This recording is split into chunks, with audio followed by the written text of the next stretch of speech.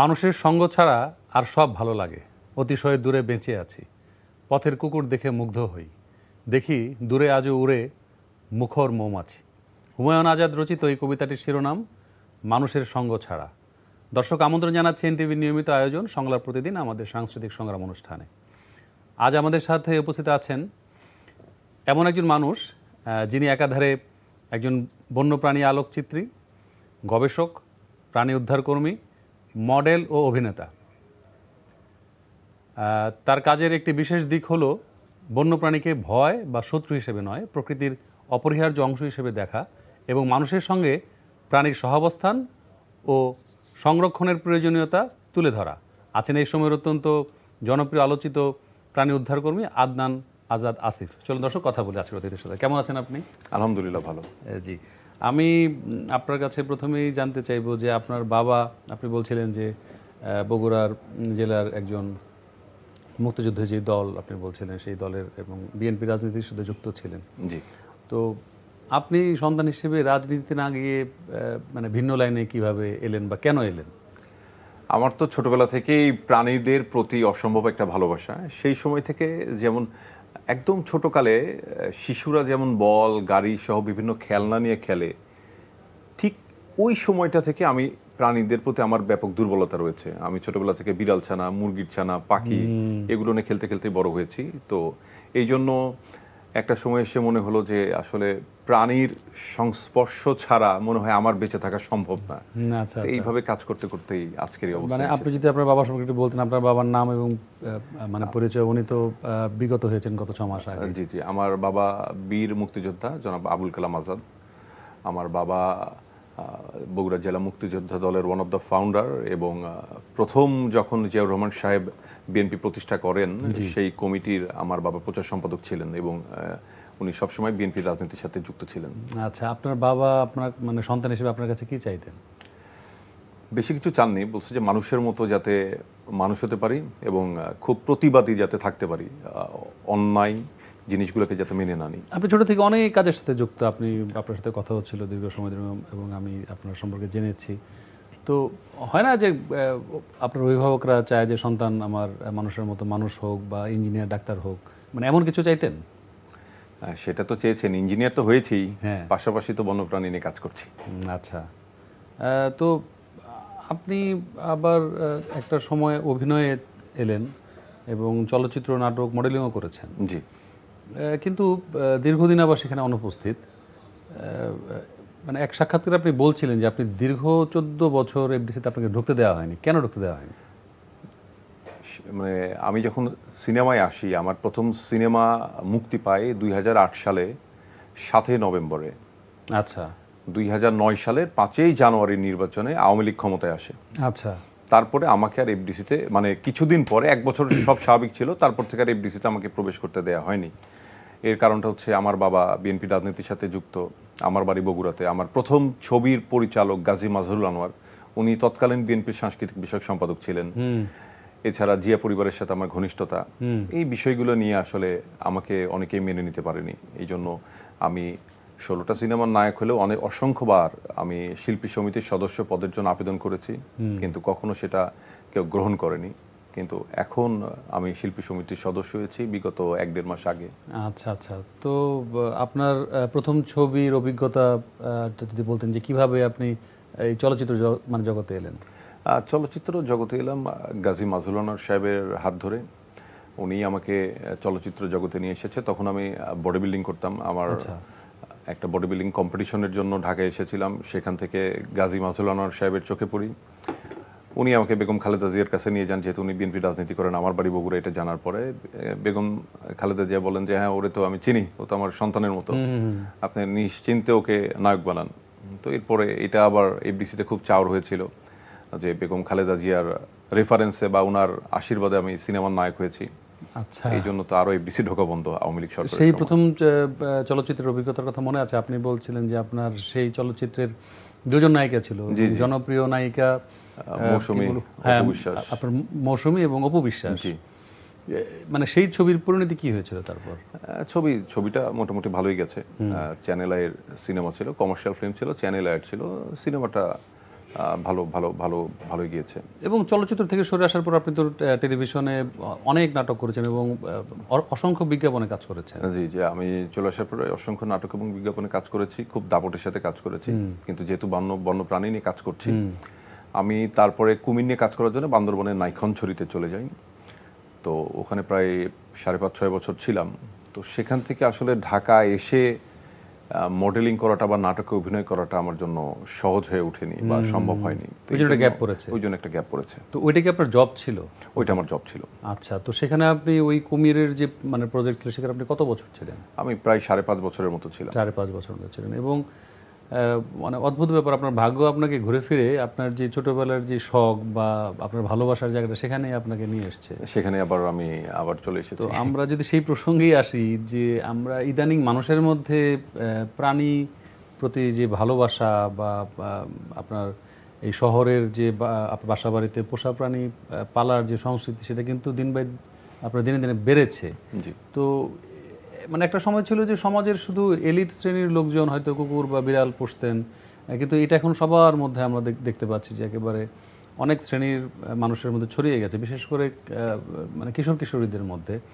তো তারা কুকুর পালছে, কেউ বিড়াল পালছে, কেউ পাখিও পালছে, আর মাছও পালছে। তো এতে কি প্রাণীদের সুরক্ষা নিশ্চিত হচ্ছে, মানে কতটা মনে করেন? সুরক্ষা, এগুলো তো পোষা প্রাণী। জি। পোষা প্রাণীটা হচ্ছে আমাদের দেশীয় কোনো প্রাণী নয়। এই পোষা প্রাণী কাটাবনে মার্কেট আছে বা দেশের আনাচে কানাচে অনেক মার্কেট আছে যারা পোষা প্রাণী বিক্রি করে। এই পোষা প্রাণীগুলো সাধারণত বিদেশি প্রাণী হয়। জি। তো এই বিদেশি প্রাণীগুলো এখন অনেকেই লালন পালন করে, শখের বশে অনেকে লালন পালন করছেন, এদের যত্ন নিচ্ছেন। এটা খুবই ভালো কথা। এটা কিন্তু একটা মানুষের মানবিক দিকটা যত বেশি হবে, তারা কিন্তু প্রাণীর সান্নিধ্যে তত বেশি আসবে। এই প্রাণটাকে যখন ভালোবাসবে, প্রাণীর সান্নিধ্যে আসবে। আপনি কিছুক্ষণ আগেই বললেন যে এখনকার যে ইয়াং জেনারেশন, তারা কিন্তু প্রাণী খুবই ভালোবাসে, সেটা পোষা প্রাণী হোক আর বন্যপ্রাণী হোক। আর সংরক্ষণের যে বিষয়টা আছে, সংরক্ষণ মানে হচ্ছে বন্যপ্রাণী সংরক্ষণ। বন্যপ্রাণী সংরক্ষণ, বন্যপ্রাণীকে আপনি খাবার দিতে পারবেন না, বন্যপ্রাণীর বাসস্থান তৈরি করে দিতে পারবেন না, বন্যপ্রাণী অসুস্থ হলে এর চিকিৎসা করতে পারবেন না, কারণ এগুলো ক্রাইম।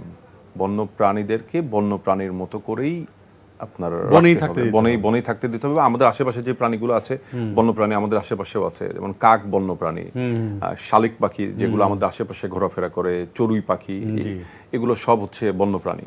আমি যদি একটু ভিন্ন জায়গা থেকে বলি, আপনি তো খুব পজিটিভ মানে জায়গা থেকে বললেন, আমরা যদি এর বিপরীত জায়গাগুলো বলি, যে এতে করে কি অনেক মানে আপনার মিস ইউজ হচ্ছে না, বা একটা পারসেপশন আমাদের কেন হলো যে পাখি বা মাছ বা মানে এই প্রাণীগুলো তো খাঁচায় বেড়ে ওঠার জন্য এদের জন্ম হয়নি, তো এদেরকে এনে যে আপনার শহরের এই কোটরের মধ্যে মানে ভরে রাখা হচ্ছে, এটা কি নির্যাতন না?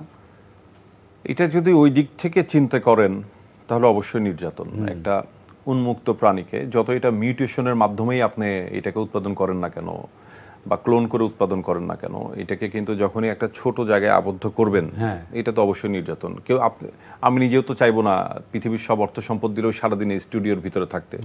আমাকে বের হতে হবে, সবার সাথে মিশতে হবে, পরিবার পরিজন। আমার কথা হচ্ছে ওই প্রাণীটার তো এভাবে তার জীবন কাটানোর জন্য তার মানে জন্ম হয়নি। আসলে এইভাবে জীবন কাটানোর জন্ম হয়নি। এবং এইটা একটা মানে বিষয়। এবং পাশাপাশি আমরা দেখছি যে আমাদের ভবিষ্যৎ প্রজন্মের যে খেলাধুলার যে জায়গাগুলো বা বিনোদনের অন্যান্য মাধ্যমগুলো সংকুচিত হয়ে আসার কারণে কি এটা হয়েছে সেটা মনে করেন? আবার পাশাপাশি এগুলোকে বেস করে অনেক মার্কেট হয়েছে, অনেক অবৈধ পশু পাখি বা বন্য পশু পাখি চোরাচালানের বিষয়টি বেড়েছে, অনেক আপনার ক্লিনিক হচ্ছে, এবং তার অধিকাংশই কিন্তু খুব যে ভালো কাজ করছে এমনটা শোনা যায় না। আমরা যে ঘরে যে শখ করে যে এই যে পশু পাখি পালছি, এদের আমরা প্রপার যত্ন নিতে পারছি কিনা, বা এই যে অনেক ব্যাঙের ছাতার মতো অনেক আপনার ক্লিনিক হয়েছে, তারা প্রপার বা এই পরিমাণ ভেট আমাদের এখানে আছে কিনা। একটা সময় আমরা জানতাম যে মাছ শুধু সাগর বা নদীতে পাওয়া যায়। জি। তারপরে মাছ চাষ পদ্ধতি কিন্তু পুকুরে চলে এসেছে, বিলে চলে এসেছে। এখন বাড়ির ছাদে বায়োফ্লেক পদ্ধতিতে বাড়ির ছাদেও মানুষ চাষ করছে বা হাউস করে চাষ করছে। তো এটাতে কিন্তু মাছের যে আপনার বিচরণ ক্ষেত্র, এটা কিন্তু ছোট হয়ে আসছে, সংকুচিত হয়ে আসছে।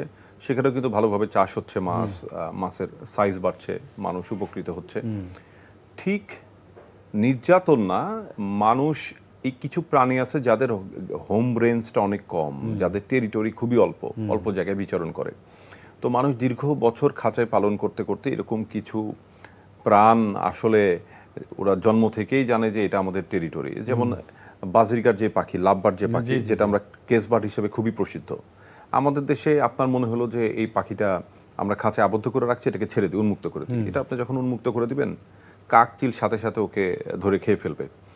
তো বাংলাদেশের ইয়া থেকে যদি চিন্তা করি, তো বাংলাদেশে এদেরকে খাঁচায় রাখতে হবে, কারণ এটা আমাদের জন্য বুনো প্রজাতি নয়। কিন্তু যেটা আমাদের বুনো প্রজাতি আছে সেগুলোকে খাঁচায় রাখতে পারবেন না। এদের আপনার পোষা প্রাণী এবং বন্য প্রাণীর জন্য দেশে আলাদা আলাদা আইন আছে। আইনেই উল্লেখ করা আছে যে কোন প্রাণী আপনি লালন পালন করতে পারবেন। বিদেশি যে ইম্পোর্টেড প্রাণীগুলো সেগুলো লালন পালন করতে পারবেন, দেশি প্রাণী আপনি আবদ্ধ করে লালন পালন করতে পারবেন না। তো সেইভাবে বাংলাদেশে যারা লালন পালন করে আইন অনুযায়ী লালন পালন করে। আর ক্লিনিকের কথা যে বলেছেন, এখন যেহেতু অনেকেই পেট পালতে পছন্দ করেন এবং তাদের চাহিদা অনুযায়ী দেশে প্রচুর ভেটেরিনারি ক্লিনিক হচ্ছে, তো সবাই ভালো সার্ভিস দিতে পারছে কিনা, হয়তো বা দিতে পারছে না সবাই। তো সরকার কিন্তু অনেক ব্যয়বহুল, সরকার কিন্তু ফ্রি ক্লিনিক করে রেখেছে। সরকারি যে ভেটেরিনারি হাসপাতালটা আছে, জি সিবিআই সেন্ট্রাল ভেটেরিনারি হাসপাতাল, ওখানে কিন্তু দেশ সেরা ডাক্তারগণ ওখানেই বসেন। কেউ চাইলে এটা ফ্রি এটা সেবা নিতে পারবে। এছাড়া আমরা বাংলাদেশ এনিম্যাল ওয়েলফেয়ার অ্যাসোসিয়েশন, আমাদেরও একটা নিজস্ব ক্লিনিক আছে ঢাকার বনানীতে। আমরা কিন্তু প্রতিদিন এখানে শত শত প্রাণীকে ফ্রি ট্রিটমেন্ট দিচ্ছি, যার পৃষ্ঠপোষকতা করছেন বাংলাদেশের প্রধানমন্ত্রী জনাব তারেক রহমান। জি জি, আমি সেই প্রসঙ্গে আসছিলাম যে বাংলাদেশ এনিম্যাল ওয়েলফেয়ার অ্যাসোসিয়েশনের আহ্বায়ক আপনি, এবং এটা গত অল্প সময় হয় এই অ্যাসোসিয়েশনটা হয়েছে, এবং এই সংগঠনের উপদেষ্টা হিসেবে আছেন আমাদের মাননীয় প্রধানমন্ত্রী জনাব তারেক রহমান। তো ওনার সাথে এই যোগাযোগটা কিভাবে সম্ভব হলো, এবং উনি আসলে এখানে কি করছেন, কি দায়িত্ব পালন করছেন, একটু যদি বলেন। মাননীয় প্রধানমন্ত্রী যখন উনি দেশের প্রধানমন্ত্রী ছিলেন না, লন্ডনে উনি থাকতেন, উনিও তো ছোটবেলা থেকে প্রাণী অনেক ভালোবাসতেন। ওনার ইন্টারভিউতে আপনি শুনেছেন, বিবিসির ইন্টারভিউতে, যে বেগম খালেদা জিয়া যখন প্রধানমন্ত্রী ছিলেন বা ছিলেন না, উনিও ছাগল, কুকুর, বিড়াল, অনেক কিছু, কবুতর, অনেক কিছু লালন পালন করতেন। উনিও প্রাণীদের প্রতি অত্যন্ত ওনার মমতা ছিল। তো জনাব তারেক রহমানের সেখান থেকে এটা আসছে। শহীদ প্রেসিডেন্ট জিয়াউর রহমান যখন দেশের প্রেসিডেন্ট ছিলেন, উনি কিন্তু তখন নিঝুম দ্বীপে 4টা চিত্রা হরিণ ছেড়েছিলেন। সেই চিত্রা হরিণের সংখ্যা বেড়ে প্রায় 2-2.5-3 লাখের মতো সংখ্যা হয়ে গিয়েছিল। তো প্রাণীর প্রতি ভালোবাসা, মমতা এই পরিবারের, জিয়া পরিবারের অনেক আগে থেকে আছে। জনাব তারেক রহমান আজ থেকে এক যুগের বেশি সময় আগে উনি ফিল করলেন যে দেশে যারা প্রাণী নিয়ে কাজ করছেন তাদের অবস্থাটা কেমন।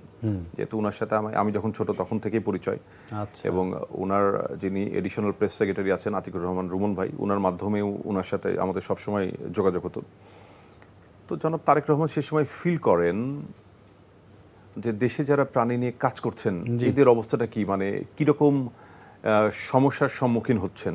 তো আমি সহ আরো 3-4 জনের সাথে উনি প্রায় এক যুগের বেশি সময় আগে কথা বলেন যে এখানে করণীয়টা কি আছে। তো আমি বলেছিলাম যে আমাদের সবচেয়ে, আমরা তো করতে চাই কিন্তু আমাদের ফান্ডের অভাব, আমাদের ফিনান্সিয়াল, আমরা স্টুডেন্ট, আমরা ফিনান্সিয়াল ক্রাইসিসের মধ্যে ভুগছি, আমরা কিভাবে কাজ করব। সেই সময় উনি একটা সিদ্ধান্ত নেন যে এই 4-5-6 জনকে উনি ওনার যা ক্যাপাসিটি আছে তার ভিতর থেকে উনি আমাদেরকে কিছু না কিছু করে হেল্প করবেন। তো প্রতি মাসে সেই সময় থেকে উনি অল্প অল্প কিছু টাকা আমাদেরকে হেল্প করতেন। আমরা সেই টাকা নিয়েই প্রাণ প্রকৃতির কাজে খরচ করেছি। আমরা সংঘবদ্ধ হয়েছি, বেশ কিছু ছেলে মেয়ে একত্রিত হয়েছি এবং প্রাণ প্রকৃতি রক্ষায় দেশে কাজ করেছি। কেউ আবার রাস্তার অসুস্থ কুকুরদেরকে নিয়ে কাজ করেছে, কেউ খাবার দিয়ে কাজ করেছে, কেউ চিকিৎসা দিয়ে করছে। তো সেই সময় থেকেই আমরা জনাব তারেক রহমানের নির্দেশে এই কাজগুলো করে আসছি।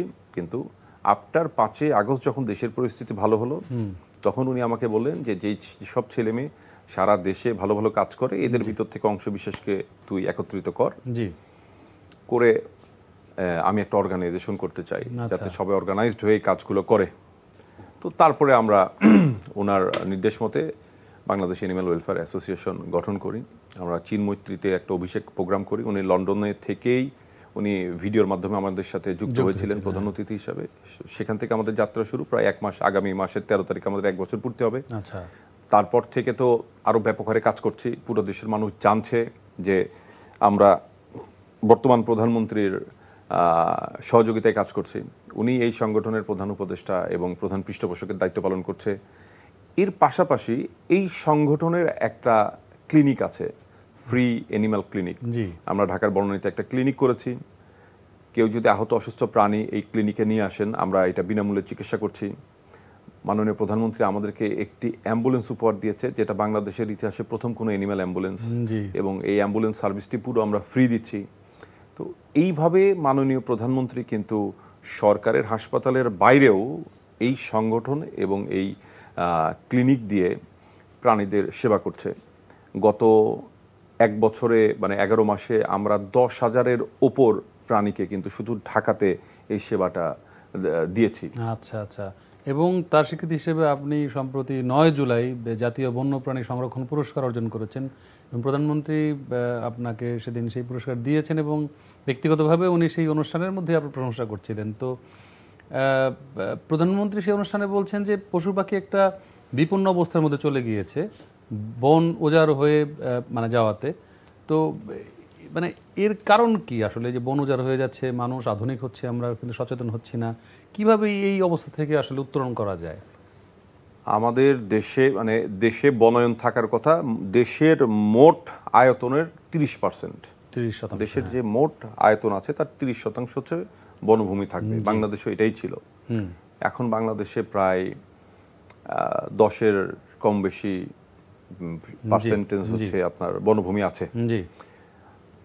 আপনি তো জানেন বিগত 17 বছর দেশে কি হয়েছে, বনভূমি দখল, গাছ কাটা, বন উজাড়, পাহাড় অনেক কাটা। কিছু, পাহাড় কাটা, আমরা রোহিঙ্গাদের ঘটনা জি, বলতে জি, পারি। জি, এইসব হয়েছে। তো এখন এই বনভূমিগুলো পুনরুদ্ধারের চেষ্টা চলছে। বাংলাদেশ সরকার গত 10-15 দিন আগেই বা 2 সপ্তাহ আগেই জাতীয় ওয়াইল্ড লাইফ কমিশন খুলেছেন। এই কমিশন এই বনভূমি পুনরুদ্ধারে এবং বন্যপ্রাণী রক্ষায় কাজ করবেন।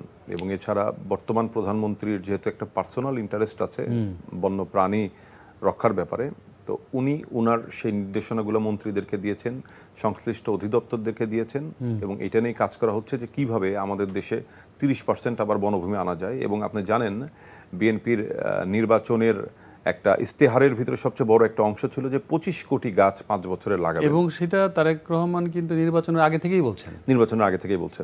কারণ উনি কিন্তু ফিল করেছেন, উনি লন্ডনে এত বছর থেকে এই বন্য প্রাণী নিয়ে যত স্টাডি উনি করেছেন, প্রাণ প্রকৃতি নিয়ে যত স্টাডি করেছেন, মাঝে মাঝে আমার সাথে যখন ওনার কথা হতো, দীর্ঘ যখন আলাপ হতো, আমি প্রাণী নিয়ে কোনো কথা বললে উনি ওখানে আমার ভুল ধরতেন। তখন আমি বুঝতে পারি যে উনি কতটা স্টাডি করেছেন এই বিষয়ে। উনি এত ব্যস্ততার মধ্যে এত ঝামেলা থাকার পর এটা ওনার ইন্টারেস্টেড যেহেতু একটা জায়গা, উনি আমরা আশা করি যে বর্তমান প্রধানমন্ত্রীর কারণে দেশে যতটা প্রাণী থাকা দরকার, যত বনভূমি থাকা দরকার, যতগুলো গাছ থাকা দরকার, এবং প্রাণী রক্ষা করা, আইন করে আইনটাকে কঠোর করে অপরাধীদের শাস্তি নিশ্চিত করা বর্তমান প্রধানমন্ত্রীর সময় হবে বলে আমি বিশ্বাস করি। এটা খুবই আশাব্যঞ্জক যে ধরেন রাষ্ট্রের একেবারে সর্বোচ্চ পর্যায় থেকে যখন এই মৌলিক বিষয়টা একেবারে, এটা নিয়ে তো আসলে রাষ্ট্রপ্রধান হওয়ার কোনো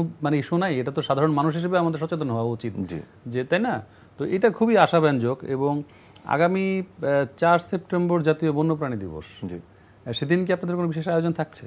আমাদের তো প্রতি বছরই বিশেষ আয়োজন থাকে। আমরা ওই যেটা আপনাকে বলেছি, বাংলাদেশ এনিম্যাল ওয়েলফেয়ার অ্যাসোসিয়েশন আমরা অফিসিয়ালি গঠন করেছি গত বছরে, প্রায় 11 মাস হলো। কিন্তু আমরা কিন্তু বর্তমান প্রধানমন্ত্রীর হয়ে কাজ করছি 1 যুগের বেশি সময় ধরে। তো প্রতি বছরই আমরা ঘটা করে বন্যপ্রাণী দিবস পালন করি। আশা করছি এবারও আমরা এরকম কোনো পালন করতে পারবো।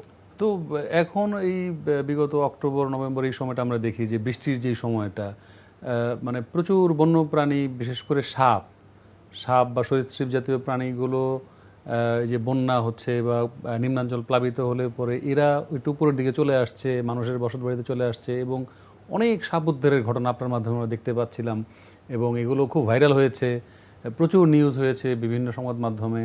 বিশেষ করে উত্তরায় আমরা যদি দেখি যে একেবারে জনবহুল যেই জায়গাগুলো, বড় বড় অ্যাপার্টমেন্টের উপরে 8 তলায় 9 তলায় সাপ উঠে যাচ্ছে। মানে এই পরিস্থিতি আসলে কেন হচ্ছে, বা এই যে মানুষের সাথে যে পশু পাখির বা এই যে প্রাণীর যে সহাবস্থানের বিষয়টা, এই যে বাস্তু সংস্থান যে ধ্বংস হচ্ছে, এটার তো একটা মানে নেগেটিভ ইম্প্যাক্ট পড়ছে আসলে ওদের উপরে। এটার মূল বিষয় হচ্ছে আমার যেটা মনে হয় অপরিকল্পিত নগরায়ন। আমরা অপরিকল্পিত নগর গড়ে তুলেছি, শুধু আমরা আমাদের বসবাসযোগ্য ঢাকা শহর বানিয়েছি। জি জি জি। কিন্তু এখানে যে আরো প্রাণীর আবাস আছে এটা নিয়ে আমরা কখনোই ভাবিনি। প্রাণী হিসেবে আমরা যে একা না, একা না, আরো সবার অধিকার রয়েছে। আরো সবার অধিকার রয়েছে, এটা আমরা কখনোই ভাবছি না। শুধু আমরা আমাদের কথা চিন্তা করছি জি। যে এই যে দেখেন, আমরা এই যে উত্তরের কথা আপনি বলেছেন, 9 তালাতে বিষধর গোখরা সাপ পেয়েছি। হ্যাঁ, 9 তালা ভবনের 9 তালার উপরে বিষধর গোখরা সাপ সম্ভবত পাখির খাঁচার পেয়েছি, ভিতরে ছিল। পাখির খাঁচার ভিতরে। সে পাখি খাওয়ার জন্য ওখানে গিয়েছে। আমরা দোতলা, 3 তালা, 4 তালা, 6 তালাতে মনে হয় পাইনি, 7, 8, 9 সব তালাতে আমরা পেয়েছি। বনশ্রীতে গত সপ্তাহে আমরা পেয়েছি 10 তালায় সাপ।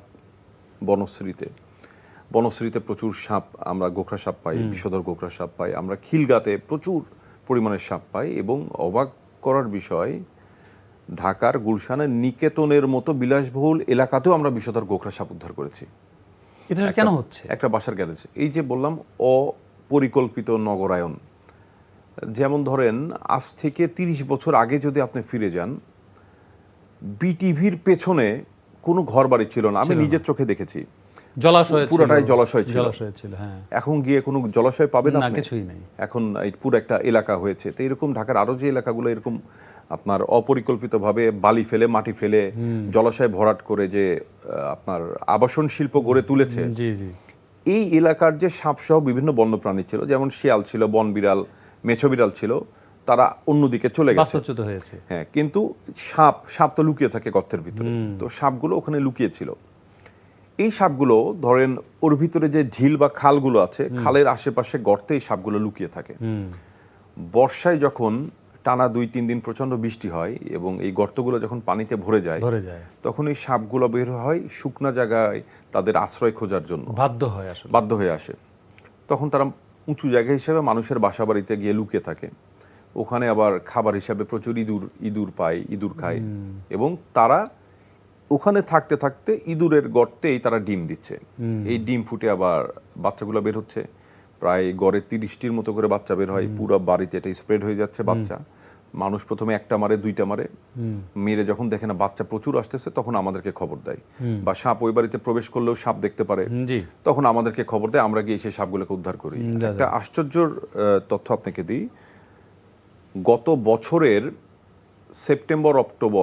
জুলাই, আগস্ট, সেপ্টেম্বর, অক্টোবর এই 4 মাসে শুধু ঢাকা জেলা থেকে আমরা উদ্ধার করেছি 355টা সাপ, যার ভেতরে 352টা ছিল বিষধর।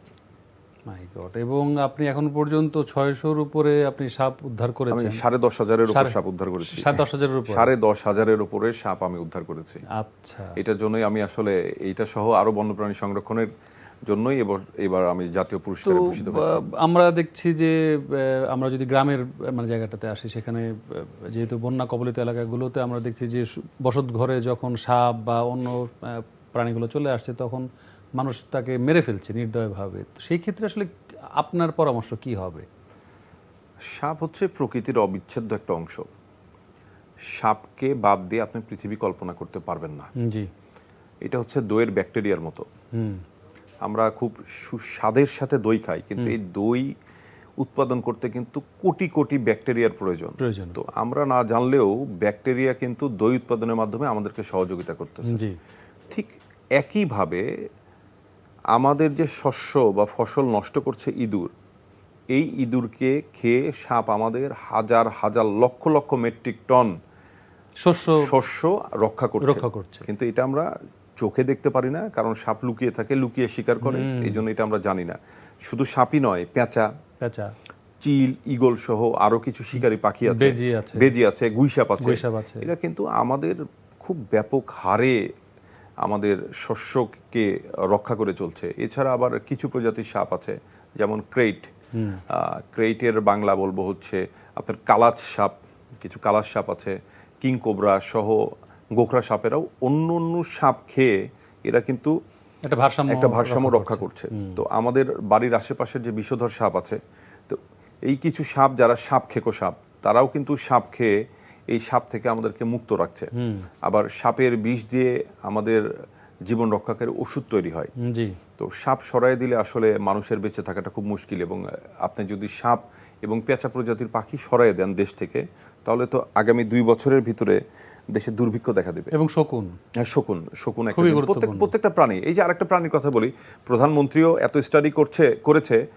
প্রধানমন্ত্রীও একদিন এই কথা বলছিলেন যে ঢাকা শহরে ডেঙ্গু কেন, অন্য অন্য জেলায় ডেঙ্গুর প্রকোপটা নেই কেন, শুধু ঢাকা। যারা অন্য অন্য জেলায় যাচ্ছে তারা ঢাকা থেকেই মশার কামড় খেয়ে যায়, ওখানে গিয়ে ডেঙ্গু হচ্ছে, জি। বা অন্য অন্য জেলায় খুবই কম। কারণ হচ্ছে ব্যাঙ।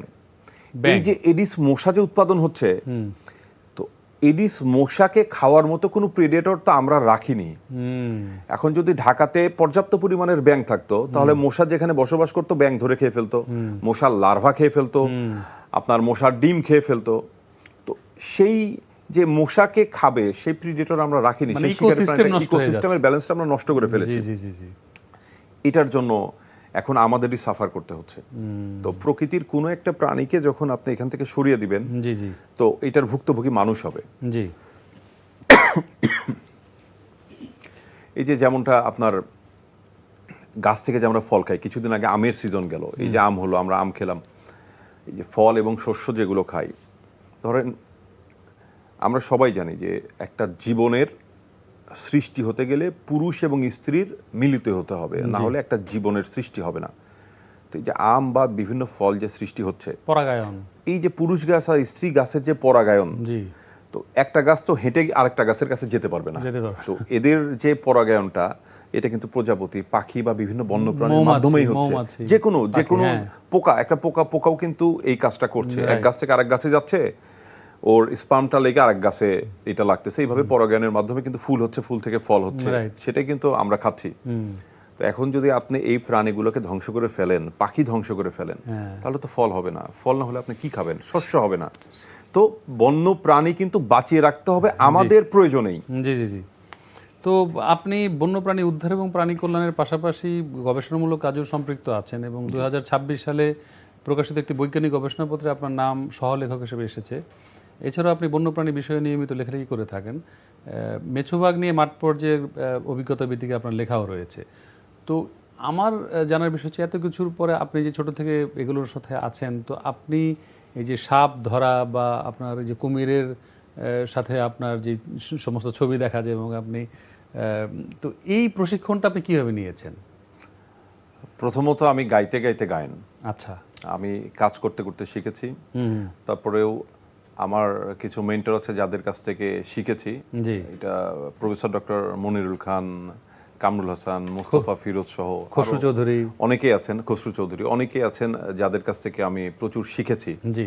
এছাড়াও বিদেশি বিশেষজ্ঞ যখন বাংলাদেশে আসে, তাদের কাছে শিখেছি। ইন্ডিয়া থেকে খণ্ডকালীন কিছু ট্রেনিং নিয়েছি। জি। তো তারপরে পড়াশোনা করেছি হিউজ, আমার আপনার ফিল্ড এক্সপিরিয়েন্স অনেক। তো টোটালি সব কিছু মিলেই আসলে আমি একটু পরিণত হয়েছি, এবং সেই কাজটাই করে যাচ্ছি। এবং আপনি সম্ভবত ভারতের কোনো জায়গায় আপনি থেকে সাপের উপর প্রশিক্ষণ নিয়েছেন? জি জি জি। মানে সেটা কোথায় ছিল? সেটা শিলিগুড়িতে। শিলিগুড়িতে। তো এই যে কুমির, সাপ সহ সরীসৃপ নিয়ে ঘনিষ্ঠভাবে কাজ করার কারণে আমি বলছিলাম যে খসরু চৌধুরী আপনাকে রেপটাইল ম্যান বাংলাদেশ নাম দিয়েছেন। খেতাবটা দিয়েছেন খসরু ভাই, এই খেতাবটা দিয়েছেন। হ্যাঁ, জি জি জি। তো আপনি আজকে এত ব্যস্ততার মধ্যে, আমি জানি আপনার নিয়মিতভাবে রেস্কিউয়ের কাজ থাকে, এবং প্রধানমন্ত্রীর সাথে আপনি আমাদের মাননীয় অত্যন্ত জনপ্রিয় এবং জননেতা, এবং আমাদের প্রধানমন্ত্রী তারেক রহমানের সাথে আপনি ঘনিষ্ঠভাবে কাজ করছেন এই বন্যপ্রাণী নিয়ে, এবং আমাদের বন্যপ্রাণী সচেতনতার উপর একটা নতুন সংস্কৃতি তৈরি হচ্ছে। আমরা চাই যে এই ধারা অব্যাহত থাকুক। আপনাকে ধন্যবাদ এবং কৃতজ্ঞতা জানাচ্ছি আজকের অনুষ্ঠানে আসার জন্য। আপনাকেও এবং এনটিভির সমস্ত দর্শকদেরকে আমার পক্ষ থেকে ধন্যবাদ। জি, ভালো থাকুন আপনি। দর্শক, আপনারা দেখছিলেন সংলাপ প্রতিদিন, আমাদের সাংস্কৃতিক সংগ্রাম অনুষ্ঠানটি। আমাদের আজকের আয়োজন এখানে শেষ হচ্ছে। পরবর্তী অনুষ্ঠান দেখার আমন্ত্রণ জানিয়ে আজকের মতো এখানে বিদায় নিচ্ছি। ভালো থাকবেন সবাই।